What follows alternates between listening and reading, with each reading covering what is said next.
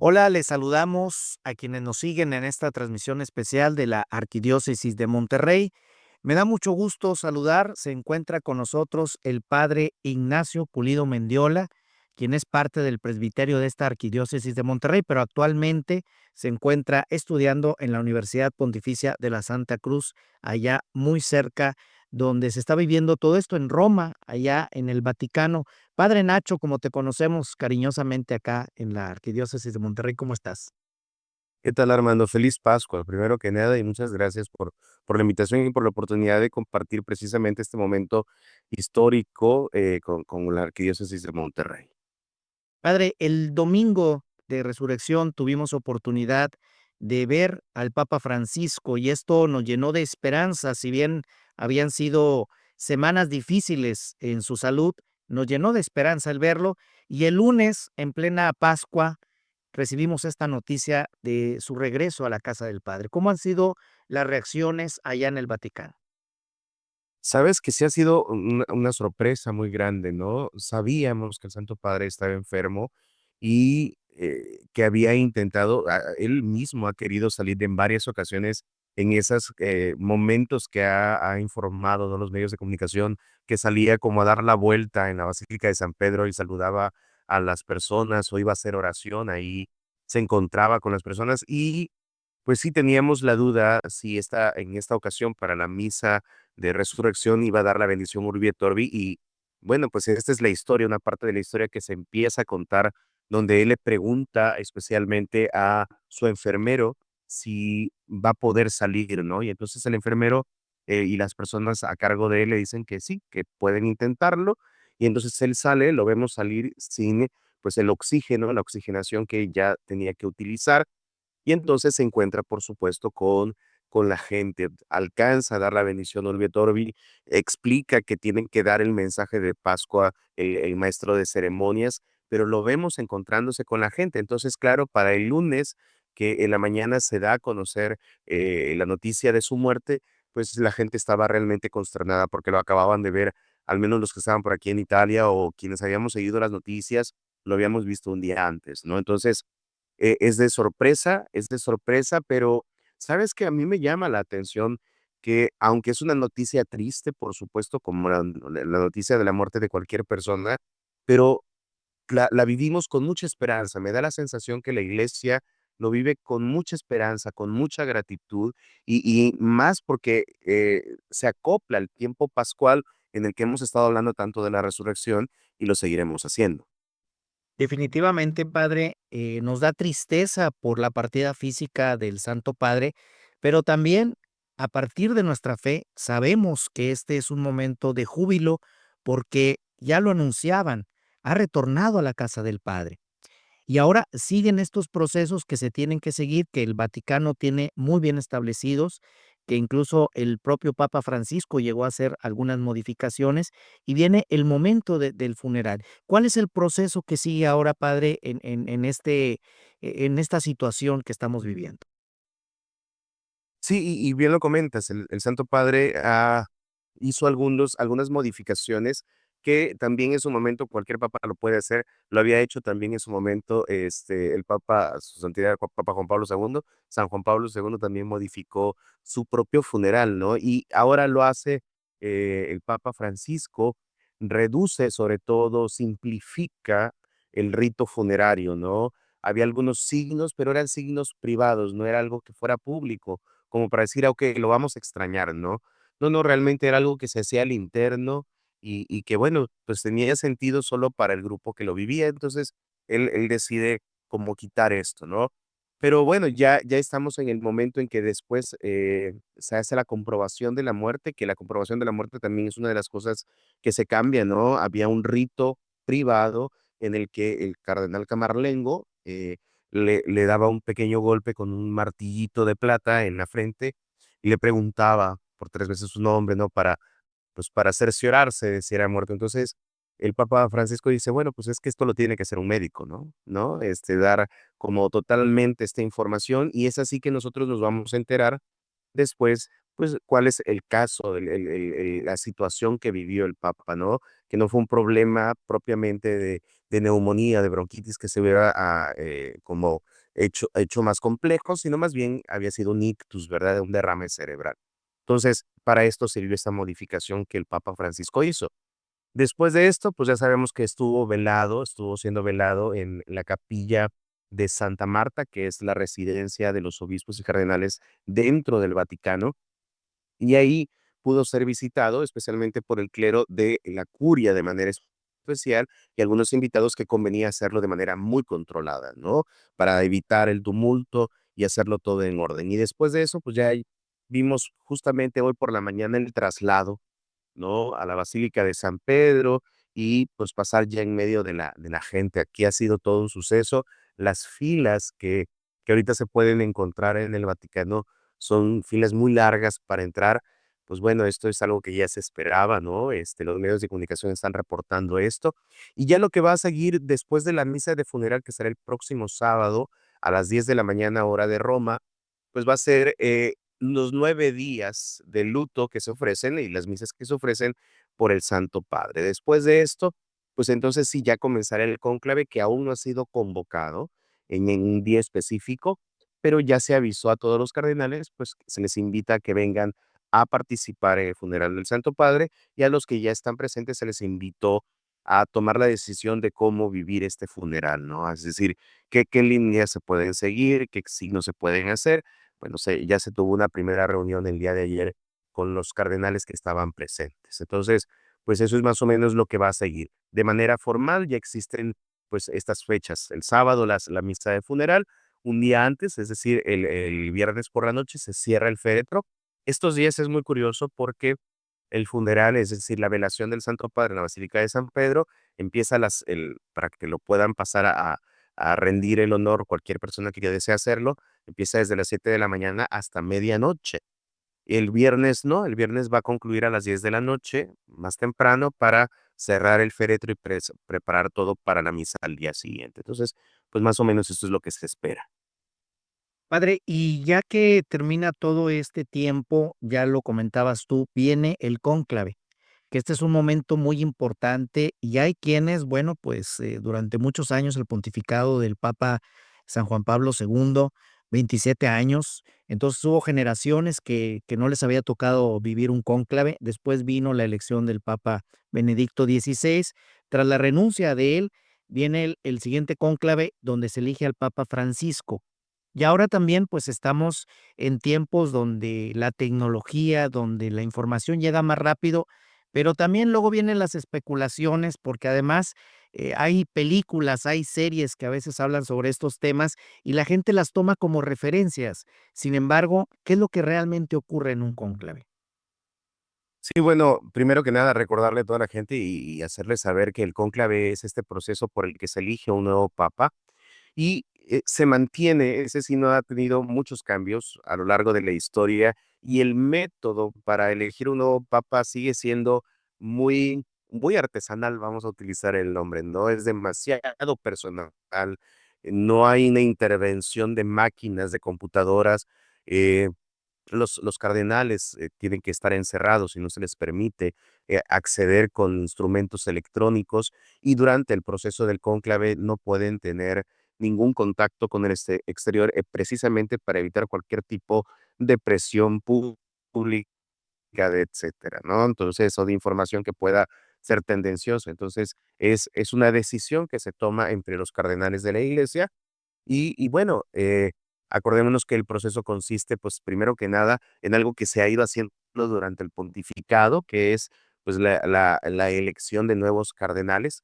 Actualmente en la Iglesia hay 252 cardenales. De estos 252 solamente pueden votar y ser votados 135 cardenales que no rebasen los 80 años. Entonces, el tema es que no rebasen los 80 años. ¿Cuántos cardenales hay que no rebasen los 80 años? Pues en este momento hay 135. De estos 135 cardenales, dos al menos de manera pública han informado que no podrán venir, se han disculpado, no podrán asistir y además que ya tienen 79 años, dos cardenales españoles, ¿no? Ahora, eso significa que para que alguien venga elegido papa, tendrá que tener la mayoría de 2/3 de los votos, ¿no? Entonces, esas son las elecciones que se hacen cada día, que se van a hacer durante el cónclave. De ordinario se hacen 2 por la mañana y 2 por la tarde. Entonces, pues esos son los momentos como más, pues de más tensión y más nerviosismo, ¿no?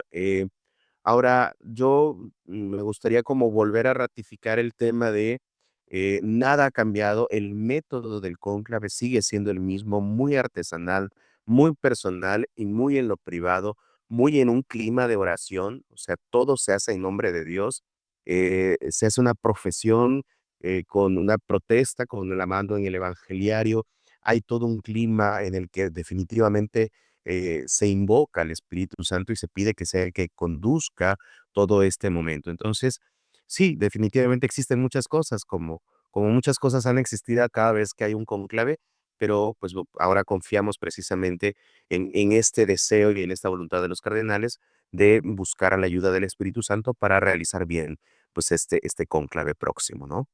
Y con la certeza, padre, de que la elección del próximo papa está guiada, como ya lo decías, por el Espíritu Santo, a pesar de todo lo que podamos ver, porque incluso hoy se habla hasta de las predicciones que hace la inteligencia artificial. Entonces, pues, hay mucha especulación en torno a esto. Lo importante es, primero, pues, vivir este momento de los funerales del Papa Francisco y también empezar, a incluir en nuestras oraciones al el próximo cónclave, la guía que el Espíritu Santo les dé a cada uno de los cardenales, que, por cierto, en este cónclave participan 2 cardenales mexicanos. Así es. En México tenemos 6 cardenales, pero así como les explicaba, del resto de los cardenales, solamente pueden votar quienes tengan menos de 80 años, ¿verdad? Entonces, pues es el caso de solamente 2 cardenales mexicanos, que es Monseñor Carlos Aguilarretes, que es el arzobispo de primado de México, ¿no? Y Monseñor José Francisco Robles Ortega, que fue también nuestro arzobispo en Monterrey y que ahora es arzobispo en Guadalajara. Entonces ellos 2 van a participar de este cónclave. Algo que me gustaría, sobre todo, mencionar acerca de esto es, así como tú lo dices, ¿no? Los medios de comunicación, precisamente porque genera un poco más de tensión y más de, pues, de visibilidad, a veces le dan un poco de dramatismo a esto, politizando el tema del cónclave, y de repente hay unos términos que vale la pena como descubrir para no caer en ellos, ¿no? Por ejemplo, uno que me estoy dando cuenta que lo mencionan mucho es, muy bien, de tal país van a representar estos cardenales. A ver, no es una representación de un país, ¿verdad? O sea, no se hizo con esa intención, sino son cardenales que están en este país, que se nombraron por eso, no como representativos, no todos los países tienen cardenales, ¿no? Porque no se busca, no es esa la intención de nombrar a alguien cardenal. Entonces, pues en este caso no es que tengamos a 2 representantes de México como fueran a un concurso, sino más bien, pues son dos mexicanos a que en su momento fueron nombrados ambos por el Papa Francisco como cardenales y que, bueno, pues vio en ellos precisamente pues esta posibilidad de dirigir la iglesia, ¿no? Y de darle también una mención especial por el trabajo que han realizado. Entonces, pues bueno, son esos 2 cardenales especialmente. Tenemos los otros 4 que siguen estando en México, pero que ellos no votarán, que es Monseñor Felipe Arismendi, Monseñor Roberto Rivera Carrera, Monseñor Juan Sandoval Íñiguez, Monseñor Alberto Suárez Inda, ¿verdad? Entonces, pues bueno, son los otros que no podrán votar. ¿No asistirán? Pueden asistir, incluso pueden asistir, pero no pueden votar.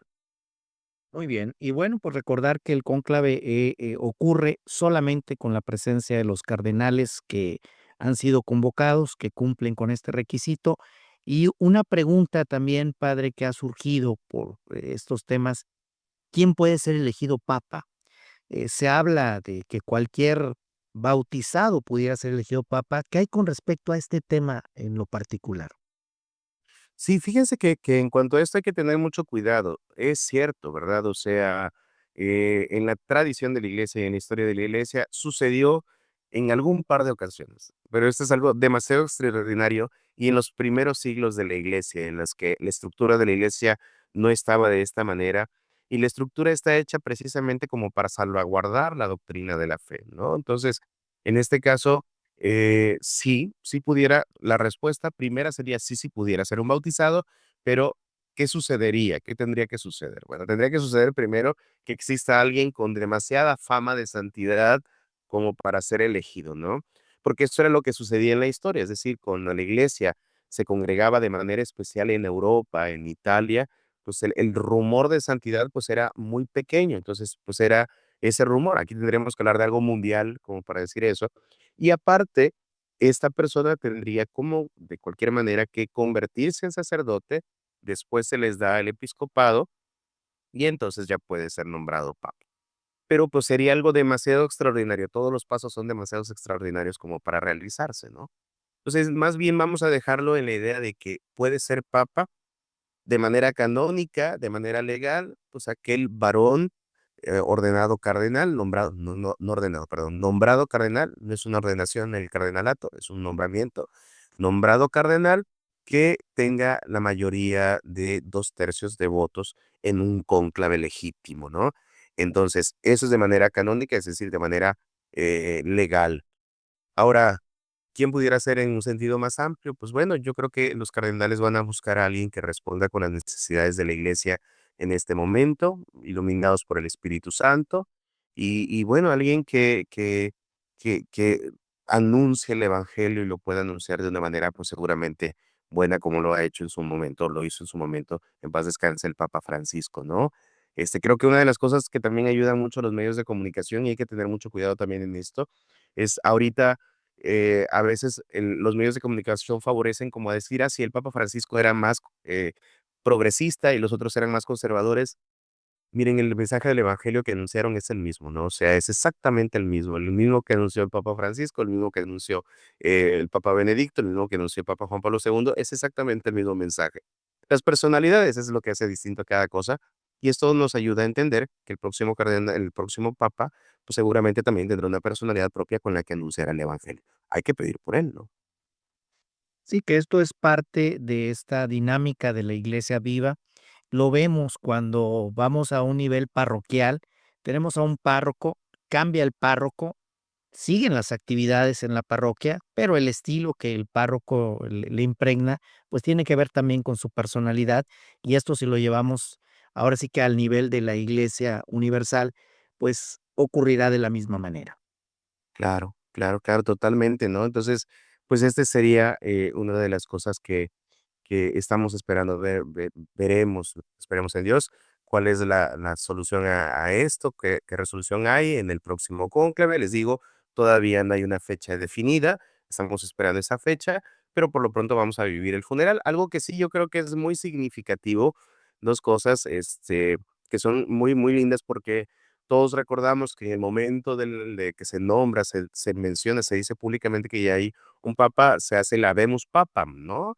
Que lo da siempre a un cardenal, que esos son las funciones como más especiales que hay durante este tiempo de funeral de un papa y la elección por el cónclave. Entonces hay un cardenal camarlengo, que es un cardenal mayordomo que sirve a los demás obispos y cardenales, que ha estado apareciendo y lo van a ver muy frecuentemente, que es el cardenal Kevin Farrell, que de manera especial para nosotros en Monterrey tiene mucho sentido, déjenme decirles, porque el cardenal Farrell fue capellán de la Universidad de Monterrey durante una temporada.